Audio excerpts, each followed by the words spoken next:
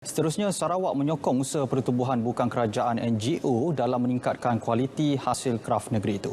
Kita ikuti paparan penuh langsung dari studio berita RTM di Kuching bersama Norisila Talaha. Silakan. Terima kasih Azmuddin. Assalamualaikum dan salam hormat. Sarawak menyokong penuh usaha yang dilakukan pertubuhan bukan kerajaan NGO dalam meningkatkan kualiti hasil kraf negeri ini.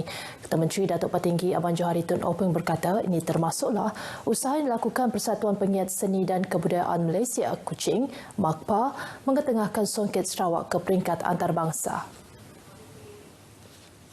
Ini dilakukan dengan senarai tradisi tersebut dikumpul untuk pencalonan Songket Malaysia dalam senarai Wakil Pertubuhan Pendidikan, Sains dan Kebudayaan Pertubuhan Bangsa-Bangsa Bersatu UNESCO mengenai warisan budaya tidak ketara ICH pada tahun depan. Datuk Patinggi Abang Johari berharap pencalonan Songket Sarawak itu akan membuahkan kejayaan dan sekaligus menempatkan warisan seni tempatan ke peringkat lebih tinggi. Beliau berucap dalam majlis makan malam Sarawak Music and Fashion Glow di Kuching. Mengulas lanjut mengenai Songket Sarawak, Datuk Patinggi Abang Johari berkata, Sarawak amat menitik beratkan kualiti penghasilan songket itu, terutama bahan-bahan yang digunakan. Selain songket, penghasilan seni warisan lain seperti keringkam dan puak kumbu juga perlu dipertingkat dan terus dibangunkan.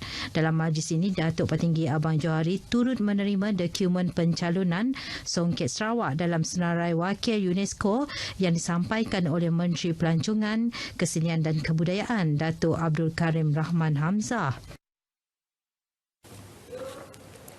Terdahulu ketika berucap dalam majlis yang sama, Menteri Pelancongan, Kesenian dan Kebudayaan Datuk Abdul Karim Rahman Hamzah berkata kementeriannya akan mengkaji dan mempertimbang penubuhan Sekretariat Warisan Budaya Tidak Ketara ICH di Kuching dalam usaha memberi tumpuan kepada kelestarian warisan seni dan budaya Sarawak. Kajian dan cadangan penubuhan Sekretariat ICH berkenaan akan dilakukan dengan kerjasama MAKPA.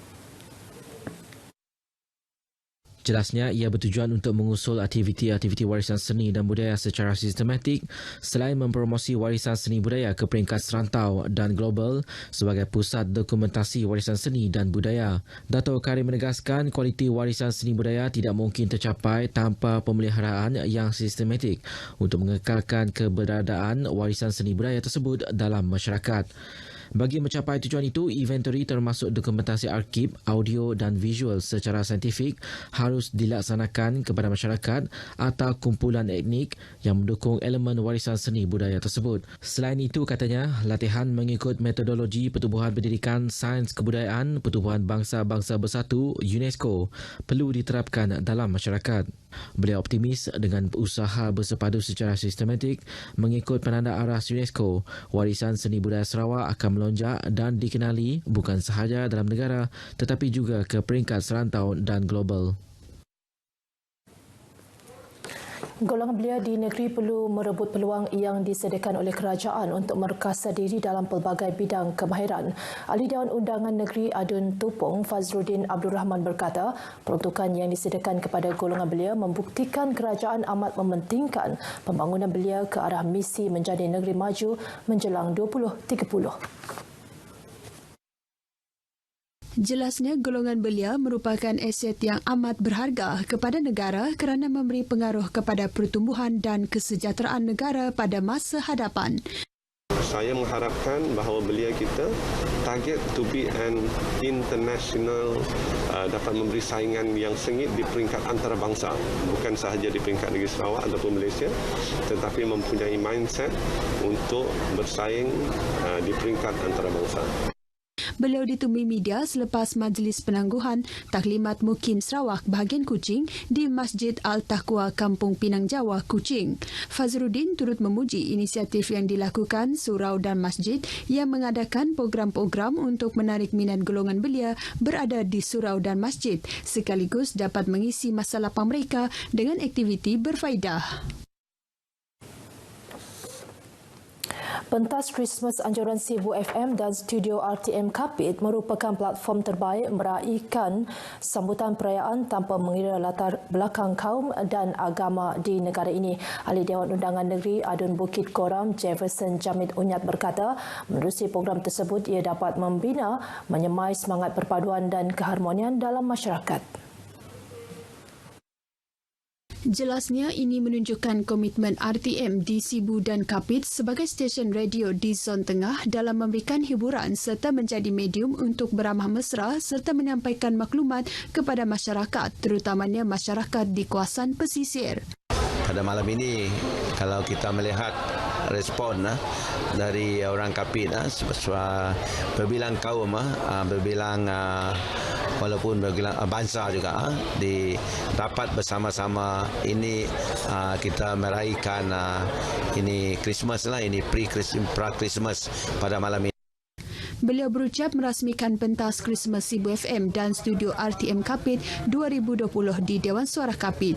Antara artis yang membuat persembahan pada program tersebut, Dara Helena, Duna Stevenson, Florence Low dan kumpulan choir dari Gereja Saint Cecilia Mary Immaculate Conception Kapit.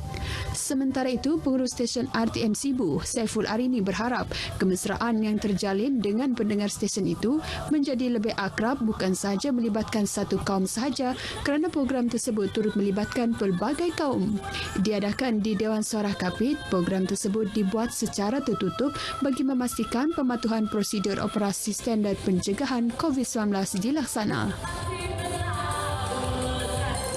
Kepolisian komuniti akan menggunakan kemajuan teknologi untuk bantu cegah jenayah. Pengasas Persatuan Kepolisian Sarawak, Datuk John Lau Pang Heng, langkah ini bersesuaian dengan situasi semasa pandemik COVID-19 di mana keselamatan individu perlu diambil kira.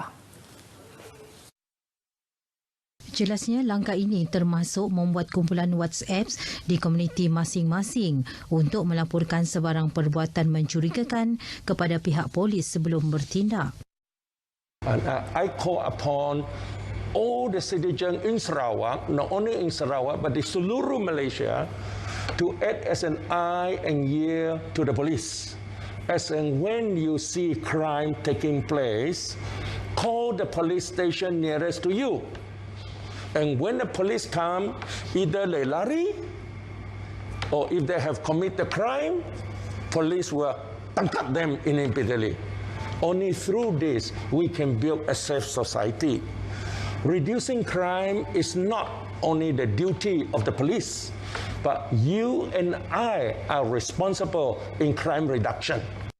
Bercakap kepada pemberita RTM, Datuk John berkata, persatuan tersebut kini mempunyai 18,000 keahlian di seluruh Sarawak yang membina jaringan perhubungan cegah jenayah membantu polis. Antara pengisian persatuan sebelum pandemik COVID-19 termasuk program-program ceramah umum tentang kesedaran cegah jenayah dan rondaan komuniti bersama polis. Sekian berita dari Sarawak, kita kembali bersama Azmuddin di Angkasa Puri. Silakan.